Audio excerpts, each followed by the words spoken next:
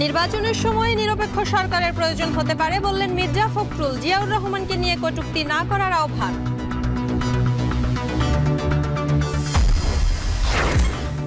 বিএনপির নিরপেক্ষ সরকারের দাবি আরেকটি ১/১১ সরকারের ইঙ্গিত। ফেসবুকে উপদেষ্টা নাহিদ। ফেব্রুয়ারিতেই বৈষম্য বিরোধীদের নতুন দলের আত্মপ্রকাশ। আমরা আশাবাদী জানুয়ারির মধ্যেই ৪০০-র উপরে থানা কমিটি হবে এবং ফেব্রুয়ারির মধ্যেই আমরা নতুন রাজনৈতিক দলের ঘোষণা আমরা দিতে পারবো।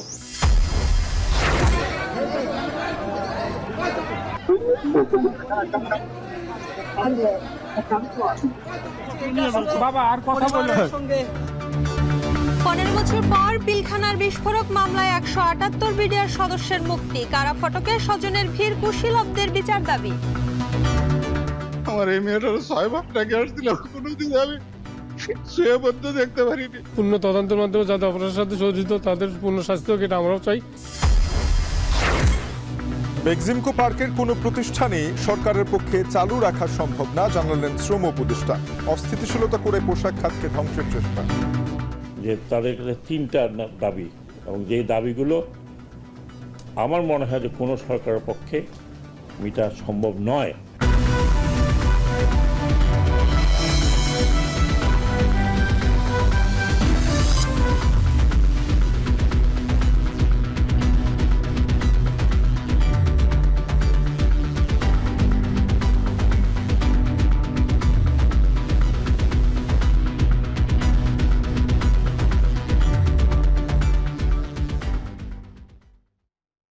শুনছিলেন শিরোনাম। স্বাগত সান্ধ্যবাজারে। পুরো আয়োজনে আপনাদের সঙ্গে আছি আমরা দুজন, আমি শম্পা বিশ্বাস এবং আমি তানজিম শাফিন। অন্তর্বর্তী সরকারের নিরপেক্ষতা নিয়ে প্রশ্ন তুলেছেন বিএনপি মহাসচিব মির্জা ফখরুল ইসলাম আলমগীর। জাতীয় প্রেস ক্লাবে আলোচনা সভায় মির্জা ফখরুল বলেন, অন্তর্বর্তী সরকারের নির্বাচনের সময়ে যথাযথভাবে দায়িত্ব পালন না করলে একটি নিরপেক্ষ সরকারের প্রয়োজন হবে। সেই সাথে নির্বাচন অনুষ্ঠানে দেরি হলে জনগণের চাহিদা পূরণ হবে না বলে উল্লেখ করেন তিনি। এদিকে বিএনপির প্রতিষ্ঠাতা জিয়াউর রহমানকে নিয়ে কোনো কটূক্তি না করার আহ্বান জানিয়েছেন চেয়ারপারসনের উপদেষ্টা জয়নুল আবদিন ফারুক। বিস্তারিত থাকছে সিফাত শাহরিয়ারের প্রতিবেদনে। জিয়াবাদ বলুন, মুজিববাদ বলুন, আমরা কোনো বাদ বাংলাদেশে চাই না। জাতীয় নাগরিক কমিটির বক্তব্যে সরগরম রাজনীতির মাঠ। টকশো আলোচনা সভা থেকে সোশ্যাল মিডিয়াতে যুক্তিতর্কের তুঙ্গে মুজিববাদ, জিয়াবাদ ইস্যু। আমরা স্বাধীনতার পর দেখেছি। প্রেস ক্লাবের সামনে প্রতিবাদ সভায় চলমান ইস্যুতে বিএনপির প্রতিষ্ঠাতা শহীদ প্রেসিডেন্ট জিয়াউর রহমানের অবদান তুলে ধরে বহুদলীয় গণতন্ত্রের প্রতিষ্ঠাতা জিয়াকে নিয়ে কোনো কটূক্তি না করার আহ্বান জানান বিএনপির চেয়ারপারসনের উপদেষ্টা জয়নুল আবদিন ফারুক। এ সময় নির্বাচন বিলম্ব হলে প্রয়োজনে রাস্তায় নামার কথা জানান তিনি। যে জিয়া বাংলাদেশের স্বাধীনতা ঘোষণা করেছে, যে জিয়া মুসলিম দরবারে বাংলাদেশকে পরিচিতি লাভ করেছে, যে জিয়া সার গঠন করেছে, যে জিয়া বাংলাদেশের আর্থসামাজিক অবস্থা ফিরিয়ে নেওয়ার জন্য সকল দলের নেতাদেরকে নিয়ে একটা ঐক্য গড়ে দেশ পরিচালনা করেছেন, সেই জিয়াকে নিয়ে, জিয়াবাদকে নিয়ে দয়া করে কোনো কটূক্তি না করাই ভালো। এদিকে প্রেস ক্লাবের শহীদ আসাদ পরিষদ আয়োজিত আলোচনা সভায় বিএনপির কেন্দ্রীয় নেতারা দ্রুত নির্বাচন আয়োজনের জোর দাবি জানান। জাতীয় ঐক্যে ফাটল ধরে এমন কোনো কাজ না করার আহ্বান জানান তারা। যত দ্রুত সম্ভব প্রয়োজনীয় যে সংস্কার প্রায় শেষ, এখন দ্রুত নির্বাচন দিয়ে গণতান্ত্রিক সরকারের কাছে ক্ষমতা হস্তান্তর হবে, এটাই আজকে জাতির প্রত্যাশা। এ সময় বিএনপি মহাসচিব মির্জা ফখরুল ইসলাম আলমগীর অন্তর্বর্তী সরকারের নিরপেক্ষতা নিয়ে প্রশ্ন তুলে বলেন, অন্তর্বর্তী সরকার নিরপেক্ষ না থাকলে নির্বাচনকালীন সময়ে একটি নিরপেক্ষ সরকারের প্রয়োজন হবে। নির্বাচনে দেরি হলে শক্তিশালী হবে ফ্যাসিবাদ। অন্তর্বর্তীকালীন সরকার যদি নিরপেক্ষ না থাকে তাহলে একটা নিরপেক্ষ সরকার দরকার হবে নির্বাচনের সময়। আমি কথা বলেছি, কারণ আছে। কারণ আমরা দেখি যে বেশ কিছু বিষয়ে অন্তর্বর্তীকালীন সরকার নিরপেক্ষতা পালন করতে পারছেন না। আমি তাই অনুরোধ করব, আমি প্রত্যাশা করব যে আমরা আশা করি যে অন্তর্বর্তীকালীন সরকার তারা সেই নিরপেক্ষতা পালন করবেন এবং দেশে যে সংকট আছে সেই সংকট থেকে দেশকে মুক্ত করবার জন্য তারা কাজ করবেন। এই ধরনের নির্বাচন যদি দ্রুত না হয়, সময় ক্ষেপণ করা হয়, তাহলে সেখানে অন্যান্য শক্তিগুলো মাথা চারা দিয়ে উঠতে থাকে এবং তখন জনগণের যে চাহিদা, সেই চাহিদা থেকে তারা পুরোপুরিভাবেই বঞ্চিত হন। এ সময় বক্তারা আরো বলেন, গণ অভ্যুত্থানে অংশীজনদের সাথে দূরত্ব সৃষ্টি হলে ইতিহাসে দায় মুক্তি পাবে না অন্তর্বর্তী সরকার। মানুষের মুক্তির যে কাফেলা তার অংশীদার হবেন, আর না হয় ইতিহাস আপনাকে ক্ষমা করবে। সিফাত শাহরিয়ার, এখন, ঢাকা। বিএনপির নিরপেক্ষ সরকারের দাবি আর একটি ১-১১ সরকারের ইঙ্গিত বলে মন্তব্য করেছেন উপদেষ্টা নাহিদ ইসলাম। বিকেলে সামাজিক যোগাযোগ মাধ্যম ফেসবুকে দেয়া এক পোস্টে এমন বক্তব্য উপস্থাপন করেন তিনি। নাহিদ ইসলাম ফেসবুক পোস্টে আরও উল্লেখ করেন, ১-১১-এর পথ ধরেই আওয়ামী ফ্যাসিজমের উত্থান হয়েছিল। এ সময় আরেক ফেসবুক পোস্টে উপদেষ্টা আসিফ মাহমুদ লেখেন, উপদেষ্টাদের কেউ রাজনীতি করলে সরকার থেকে বের হয়েই করবে। অন্তর্বর্তীকালীন সরকার যদি নিরপেক্ষ না থাকে তাহলে একটা নিরপেক্ষ সরকার দরকার হবে নির্বাচনের সময়। বিএনপির মহাসচিবের এমন বক্তব্যের জবাবেই মূলত এই পোস্ট অন্তর্বর্তী সরকারের 2টি মন্ত্রণালয়ের উপদেষ্টার দায়িত্বে থাকা নাহিদ ইসলামের। বৃহস্পতিবার বিকেল 5টা 18 মিনিটে নিজের ফেসবুক প্রোফাইলে দেয়া পোস্টের শুরুতেই কোটা সংস্কার আন্দোলন এবং জুলাই গণঅভ্যুত্থানের কেন্দ্রীয় চরিত্র নাহিদ ইসলাম বলেন, বিএনপি মহাসচিবের এই দাবি মূলত আরেকটি ১-১১ সরকার গঠনের ইঙ্গিত বহন করে। ১-১১-এর পথ ধরে আওয়ামী ফ্যাসিজমের উত্থান হয়েছিল, লিখেন এই উপদেষ্টা। একই সঙ্গে এই বক্তব্যে ১-১১ সরকার, সংসদীয় সংখ্যাগরিষ্ঠতা ও নতজন পররাষ্ট্রনীতির ধারাবাহিকতা এবং গুম, খুন ও জুলাই হত্যাকাণ্ডের বিচার না হওয়ার আলামত রয়েছে দাবি করেন নাহিদ। এই ফেসবুক পোস্টে ৫ আগস্ট গণঅভ্যুত্থানের দিনের স্মৃতিও স্মরণ করেন নাহিদ। তিনি লিখেন, ৩ আগস্ট থেকে আন্দোলনের নেতৃত্বে দেয়া ছাত্ররা সেনা শাসন ও জরুরি অবস্থা মেনে নেয়ার বিপক্ষে ছিলেন। ৫ আগস্ট থেকেই ছাত্র ও গণঅভ্যুত্থানের নেতৃত্বকে মাইনাস করার পরিকল্পনা চলছিল। তিনি দাবি করেন, ৫ আগস্ট ছাত্র জনতা যখন রাজপথে লড়াই করছে, পুলিশের গুলি অব্যাহত রয়েছে, তখন আপোষকামী অনেক জাতীয় নেতৃবৃন্দ ক্যান্টনমেন্টে জনগণকে বাদ দিয়ে নতুন সরকার করার পরিকল্পনায় ব্যস্ত ছিলেন। নাহিদ আরও লেখেন, ছাত্র জনতা চেয়েছিল ফ্যাসিবাদ বিরোধী রাজনৈতিক দলগুলো ও নাগরিক সমাজের সমন্বয়ে একটা জাতীয় সরকার। জাতীয় সরকার হলে ছাত্রদের হয়তো সরকারে আসারও প্রয়োজন হতো না, কিন্তু গণঅভ্যুত্থানের পরেই দেশে জাতীয় সরকারের প্রয়োজনীয়তা সবচেয়ে বেশি হলেও অনেকদিন স্থায়ী হবে, তাই বিএনপি সে সময় জাতীয় সরকারে রাজি হয় নাই। নাহিদ মনে করেন, ছাত্র নেতৃত্বের অপসারণ একই সঙ্গে বিএনপির বিরুদ্ধেও ষড়যন্ত্র, কারণ ছাত্ররাই এই সরকার এবং বিদ্যমান বাস্তবতার একমাত্র ফ্যাক্টর, যেটা ১-১১-এর সরকার থেকে বর্তমান সরকারকে সম্পূর্ণভাবে আলাদা করে। ফেসবুক পোস্টে নাহিদ আরও বলেন, জাতীয় সরকার না হলেও এই সরকারে আন্দোলনের সব পক্ষের অংশীদারিত্ব আছে এবং সব পক্ষই নানান সুবিধা ভোগ করছে। সরকার গঠনের আগেই ৬ আগস্ট অ্যাটর্নি জেনারেল এবং পুলিশের আইজি পদে বিএনপির লোক নিয়োগ দেবার উদাহরণ টানেন তিনি। নাহিদ বলেন, নিরপেক্ষতার কথা বললে এই বাস্তবতাও মাথায় রাখতে হবে। নাহিদ জানান, রাষ্ট্রপতির পরিবর্তন, সংস্কার, নতুন সংবিধান, জুলাই ঘোষণা সব ইস্যুতেই বিএনপি বিরুদ্ধ অবস্থান নিয়েছে, অথচ এগুলো কোনোটাই ছাত্রদের দলীয় কোনো দাবি ছিল না। কিন্তু স্থিতিশীলতার স্বার্থে জাতীয় ঐক্য ধরে রাখতে ছাত্ররা বারবার তাদের অবস্থান থেকে সরে এসেছে। কিন্তু এর মানে এই নয় যে গণতন্ত্র বিরোধী ও অভ্যুত্থানের আকাঙ্ক্ষা বিরোধী কোনো পরিকল্পনা হলে সেখানে ছাত্ররা বিন্দুমাত্র ছাড় দেবে। শেষে নাহিদ ইসলাম বিএনপির সর্বস্তরের নেতাকর্মীদের পক্ষে এভাবে লেখেন, তিনি মনে করেন বিএনপির কর্মী সমর্থকদের বড় অংশই অভ্যুত্থানের আকাঙ্ক্ষা বাস্তবায়নের পক্ষে। এভাবে চিহ্নিত করে তিনি আহ্বান জানান বিএনপির দেশপ্রেমিক ও ত্যাগী নেতৃত্বকে ছাত্র জনতার অভ্যুত্থানের বিরুদ্ধে না গিয়ে ছাত্র জনতার সঙ্গে বৃহত্তর ঐক্য ও সংহতির পথ বেছে নিতে। প্রায় একই সময়ে এনে ফেসবুক পোস্ট দেন অন্তর্বর্তী সরকারে থাকা বৈষম্য বিরোধী ছাত্র আন্দোলনের আরেক উপদেষ্টা। তিনি লেখেন, সরকারি থেকে রাজনৈতিক দলের সঙ্গে কোনো প্রকার সংশ্লিষ্টতার বিরুদ্ধে আমরাও। উপদেষ্টাদের কেউ রাজনীতি করলে সরকার থেকে বের হয়ে করবে, একই সঙ্গে রাজনৈতিক দলেরও সরকারের কাজে হস্তক্ষেপ করা অনুচিত।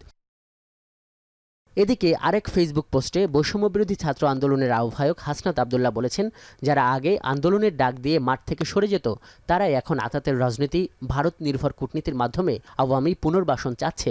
তিনি দাবি করেন, দীর্ঘ ১.৫ যুগেরও বেশি সময় কে কার সঙ্গে ব্যবসা করেছে আর গ্রেপ্তারের পর কে কার জন্য তদবির করেছে, এই খবর তাদের কাছেও আছে। আজহার লিমন, এখন, ঢাকা। জাতীয় নাগরিক কমিটি ও বৈষম্য বিরোধী ছাত্র আন্দোলনের নেতৃত্বে ফেব্রুয়ারির মধ্যেই নতুন রাজনৈতিক দলের আত্মপ্রকাশ ঘটবে বলে জানিয়েছেন জাতীয় নাগরিক কমিটির সদস্য সচিব আখতার হোসেন। বিকেলে রংপুরে সাংবাদিকদের সঙ্গে আলাপকালে তিনি আরও বলেন, জনগণের আকাঙ্ক্ষা পূরণের নতুন দলে সকল বয়সীদের মেলবন্ধন ঘটবে। এ সময় ভারতের কঠোর সমালোচনা করে তিনি বলেন, কারো চোখ রাঙানি নয়, জনগণের আকাঙ্ক্ষা পূরণে তিস্তা মহাপরিকল্পনা বাস্তবায়ন করতে হবে। আমাদের হাতে সময় খুবই কম। সরকার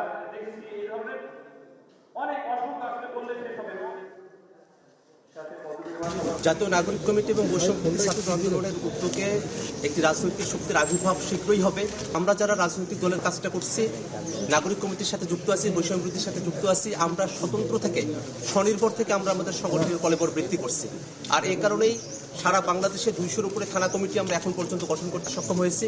আমরা আশাবাদী জানুয়ারির মধ্যেই 400-র উপরে থানা কমিটি হবে এবং ফেব্রুয়ারির মধ্যেই আমরা নতুন রাজনৈতিক দলের ঘোষণা আমরা দিতে পারবো।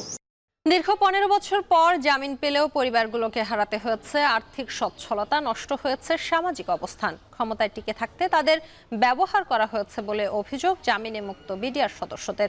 এদিকে বিস্ফোরক মামলা থেকে জামিন পেলেও মামলার বিচার কাজ আটকে আছে সাক্ষ্য গ্রহণেই। এ কারণেই সাক্ষ্য গ্রহণ ও রায় নিয়ে শঙ্কা জানান কেউ কেউ। আরো জানাচ্ছেন রাব্বি হোসেন। 2009 সালের 25 ফেব্রুয়ারি সকাল 9টা পিলখানায় দরবার হলে শুরু হয় দরবার। অনুষ্ঠানের এক পর্যায়ে বিডিআর সদস্যরা হামলা চালায় দরবার হলে। ওই ঘটনায় 57 জন সেনা কর্মকর্তা সহ নিহত হন 74 জন। পিলখানার 4 দেয়ালের ভেতরের নৃশংস এই হত্যাযজ্ঞ বুঝতে সময় লেগে যায় আরও 2 দিন।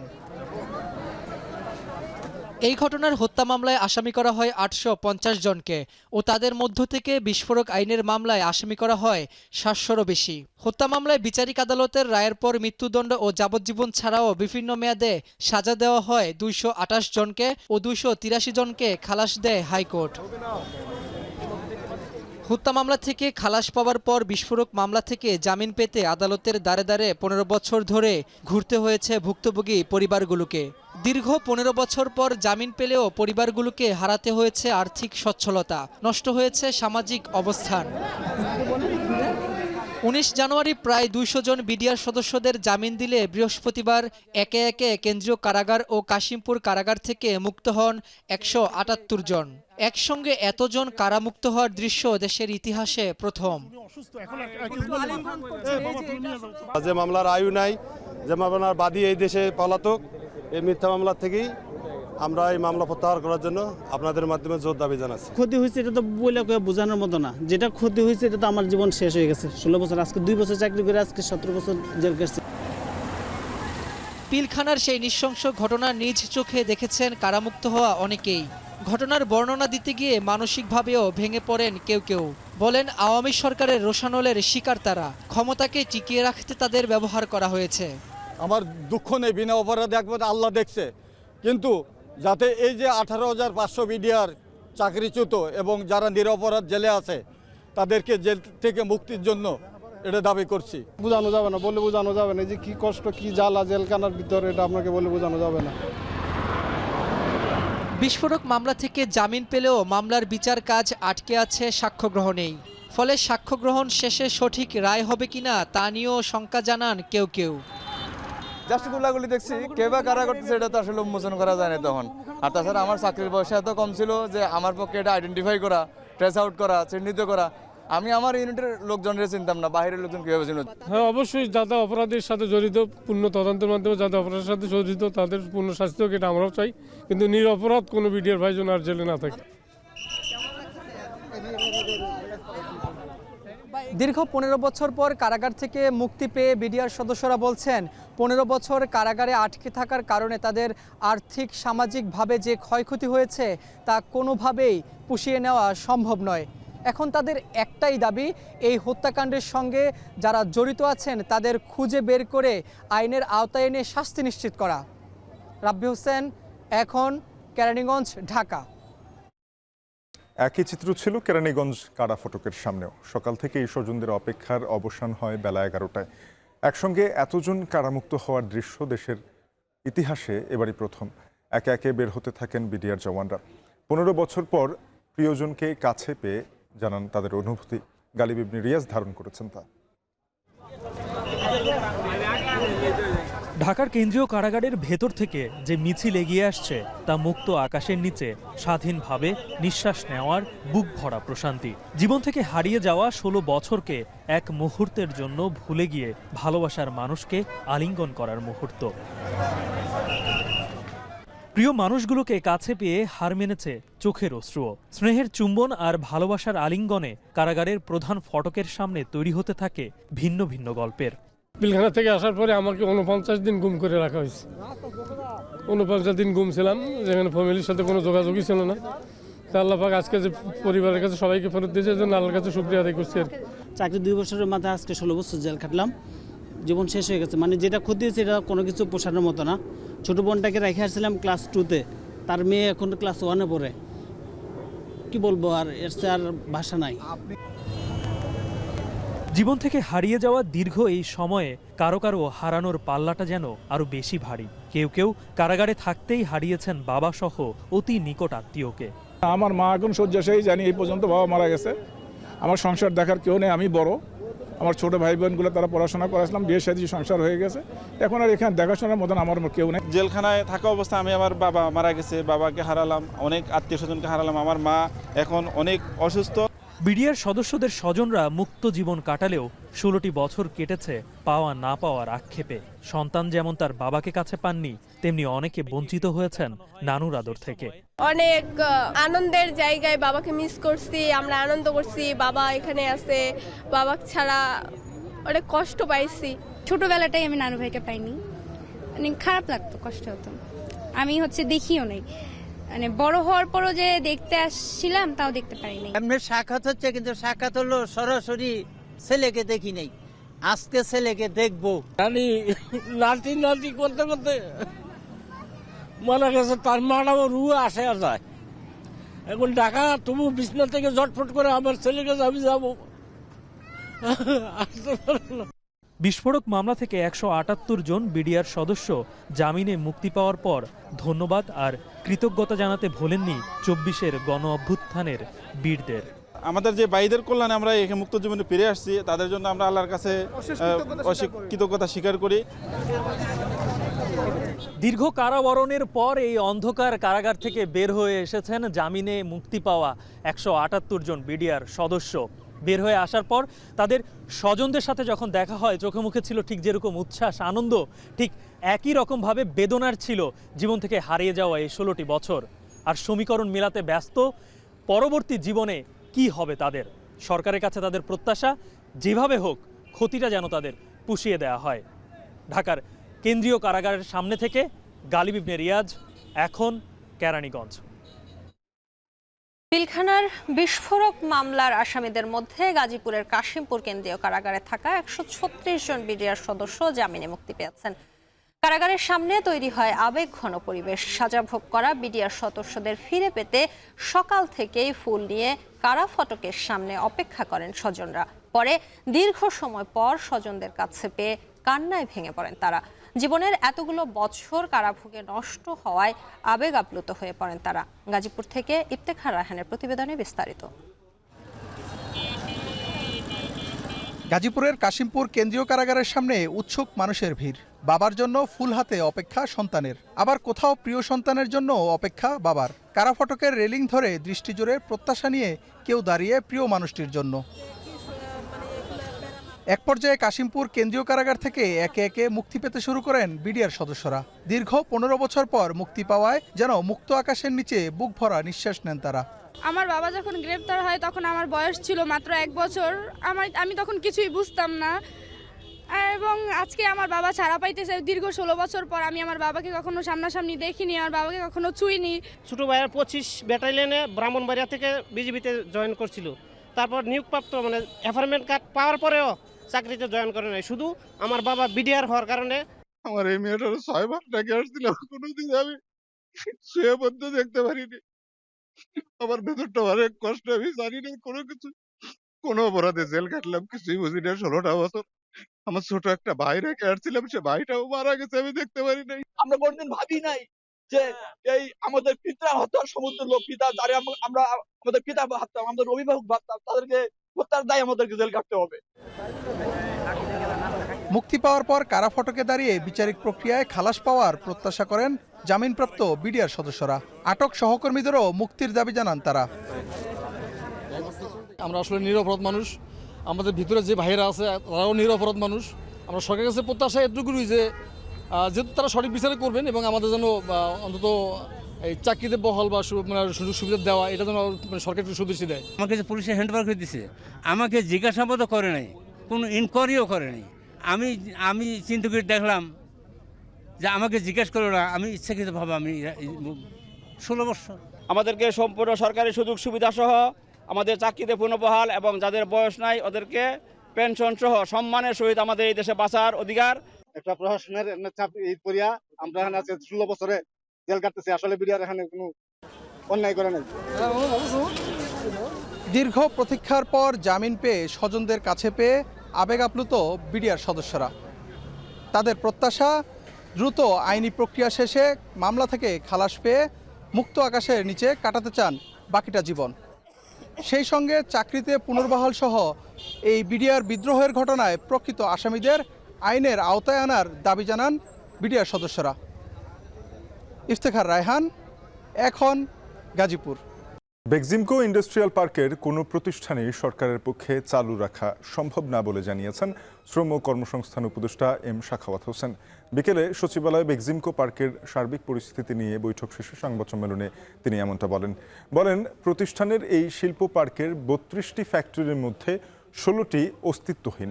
এ সময় বেক্সিমকোর কর্মকর্তা কর্মচারীদের দাবির বিষয়ে জানতে চাইলে শ্রম উপদেষ্টা বলেন কোনো সরকারের পক্ষেই তাদের 3 দফা দাবি মেনে নেওয়া সম্ভব না। বকেয়া বেতন পরিশোধে সরকার প্রতি মাসে 60 কোটি টাকা খরচ করেছে বলেও জানান তিনি। এছাড়া গত বুধবার ইন্ডাস্ট্রিয়াল পার্ক এলাকায় সৃষ্ট অস্থিতিশীলতা পোশাক খাতকে ধ্বংসের চেষ্টা বলেও জানান এম সাখাওয়াত হোসেন।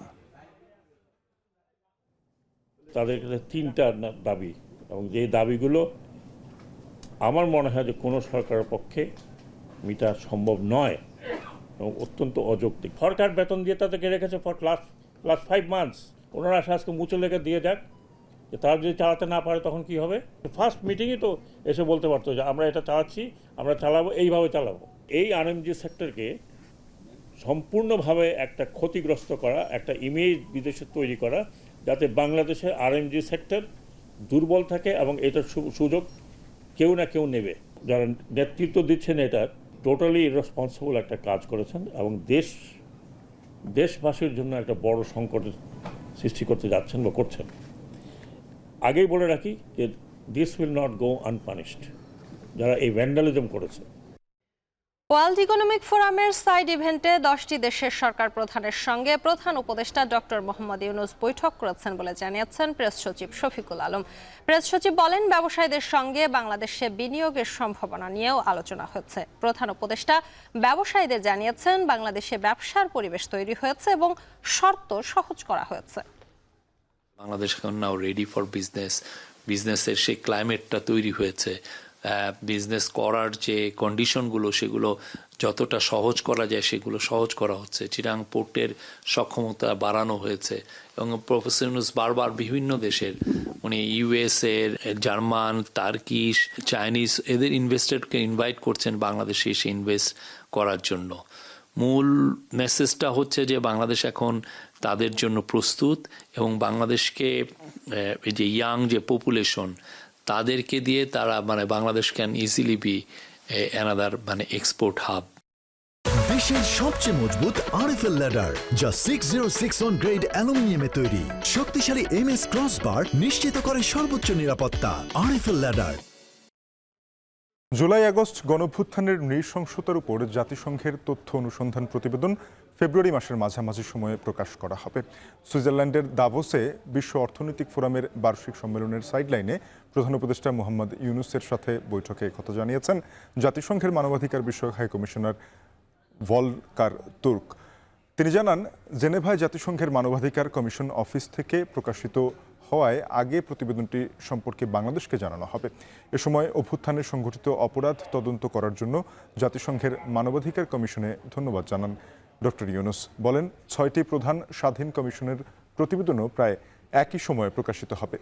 এই প্রতিবেদনগুলো একটি অপরের পরিপূরক হবে। এদিকে আজ আরও কয়েকটি সাইড ইভেন্টে যোগ দেন প্রধান উপদেষ্টা। তিনি মেটার গ্লোবাল অ্যাফেয়ার্সের প্রেসিডেন্ট স্যার নিক ক্লেগের সাথে বৈঠক করেন। এছাড়া ইউ ভিত্তিক গ্লোবাল লজিস্টিক সরবরাহকারী ডিপি ওয়ার্ল্ডের গ্রুপ চেয়ারম্যান এবং প্রধান নির্বাহী কর্মকর্তা সুলতান আহমেদ বিন সুলাইমের সাথেও বৈঠক করেন অন্তর্বর্তী সরকার প্রধান।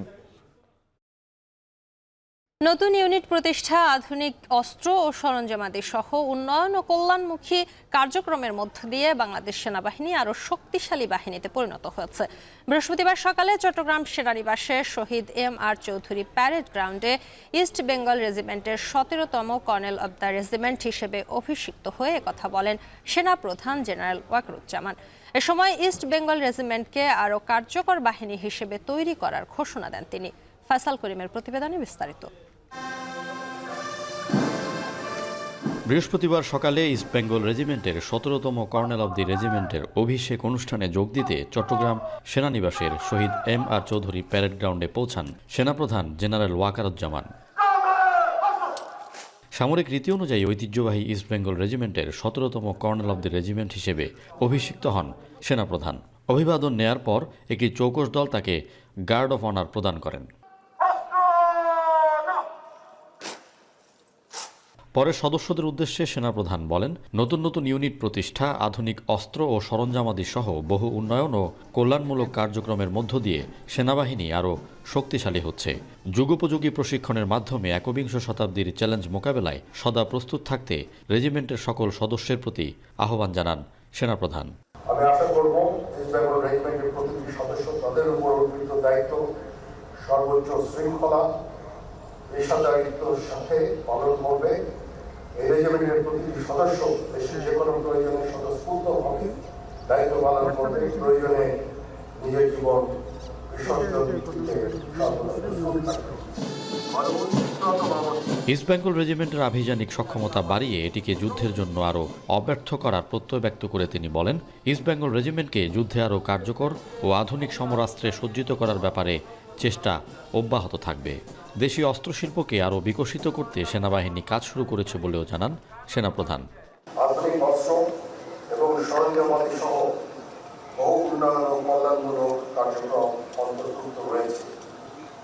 আমি কর্নেল অব দ্য রেজিমেন্ট হিসেবে ইস্ট বেঙ্গল রেজিমেন্টের আভিযানিক সক্ষমতা ও যুদ্ধ উপযুক্ততা বৃদ্ধির চলমান প্রক্রিয়াকে আরও বেগবান করব ইনশাআল্লাহ। অনুষ্ঠানে সেনা সদর ও ইস্ট বেঙ্গল রেজিমেন্টের ঊর্ধ্বতন কর্মকর্তা সহ সেনাবাহিনীর উচ্চপদস্থ কর্মকর্তারা উপস্থিত ছিলেন। অনুষ্ঠান শেষে সেনাবাহিনী প্রধান ইস্ট বেঙ্গল রেজিমেন্টের 37তম বাৎসরিক অধিনায়ক সম্মেলন উদ্বোধন করেন। ফয়সাল করিম, এখন। দেশি বিদেশি বাহারি পণ্যের সমারোহে সেজেছে এবারের বাণিজ্য মেলা। ক্রেতা আকর্ষণে বিক্রেতারা দিচ্ছেন নানান মূল্য ছাড়। মেলার আছেন আমাদের সহকর্মী ওমর ফারুক, যুক্ত হব তার সাথে সবশেষ খবর জানতে। ওমর, জানাবেন যে মেলা তো একেবারে শেষ দিকে, সপ্তাহখানেক বাকি, বিক্রি নিয়ে দোকানীদের প্রত্যাশা কতটা পূরণ হলো?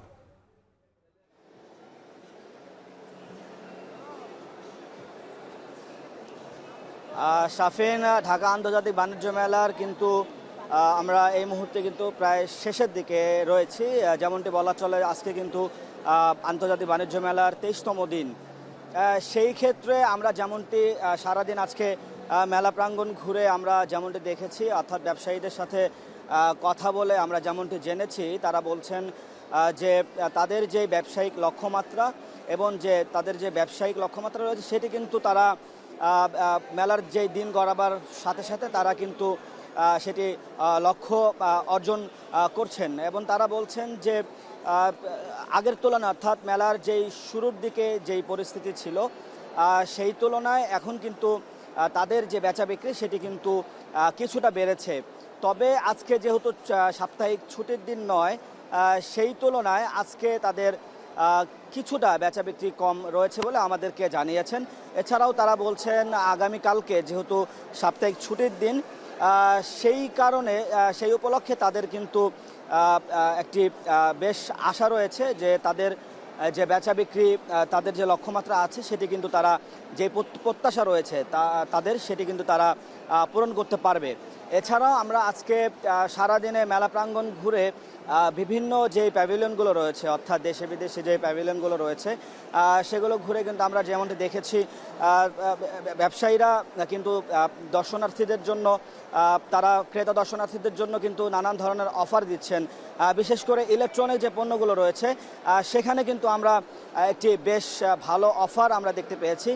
যেমনটি তারা দেখছি, তারা লাখ টাকা পর্যন্ত তারা বিভিন্ন ধরনের অফার তারা তারা দিচ্ছেন এবং একটি পণ্য কিনলে একটি পণ্য ফ্রিরও অফার তারা দিচ্ছেন। শাফিন, এই ছিল ঢাকা আন্তর্জাতিক বাণিজ্য মেলা থেকে সর্বশেষ। ঢাকা আন্তর্জাতিক বাণিজ্য মেলার শেষ দিকে জমে উঠেছে বেচাকেনা নিয়ে জানাচ্ছিলেন সহকর্মী ওমর ফারুক। এবারে দেশের বাইরের প্রসঙ্গ।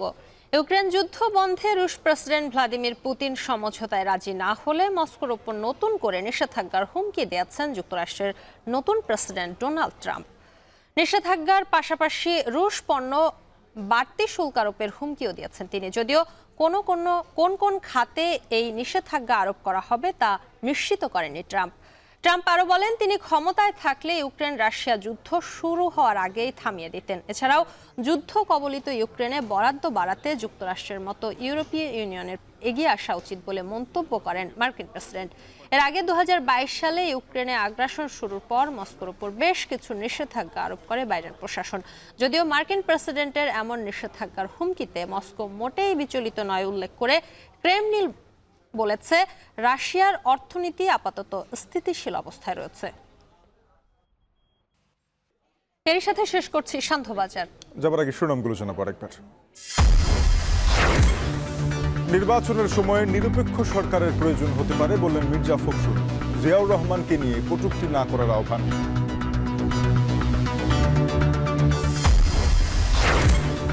বিএনপির নিরপেক্ষ সরকারের দাবি আর একটি ১/১১ সরকারের ইঙ্গিত, ফেসবুকে উপদেষ্টা নাহিদ। ফেব্রুয়ারিতেই বৈষম্য বিরোধীদের নতুন দলের আত্মপ্রকাশ।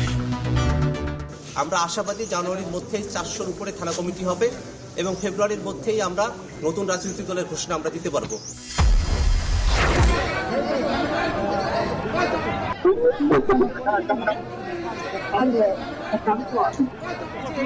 বাবা আর কথা বলে 15 বছর পর পিলখানায় বিস্ফোরক মামলায় 178 বিডিআর সদস্যের মুক্তি। কারা ফটকে স্বজনদের ভিড়, কুশীলবদের বিচার দাবি। আমার এই মেয়েটার 6 ভাগ টাকা আসছিলাম, কোনোদিন আমি শুয়ে পড়তে দেখতে পারিনি। পূর্ণ তদন্তের মাধ্যমে যাদের অপরাধের সাথে জড়িত তাদের পূর্ণ শাস্তি হোক, এটা আমরাও চাই। এবং বেক্সিমকো পার্কের কোনো প্রতিষ্ঠানে সরকারের পক্ষে চালু রাখা সম্ভব না, জানালেন শ্রম উপদেষ্টা। অস্থিতিশীল করে পোশাক খাতকে ধ্বংসের চেষ্টা। যে তাদের কাছে 3টা দাবি এবং যে দাবিগুলো আমার মনে হয় যে কোনো সরকারের পক্ষে মেটা সম্ভব নয়।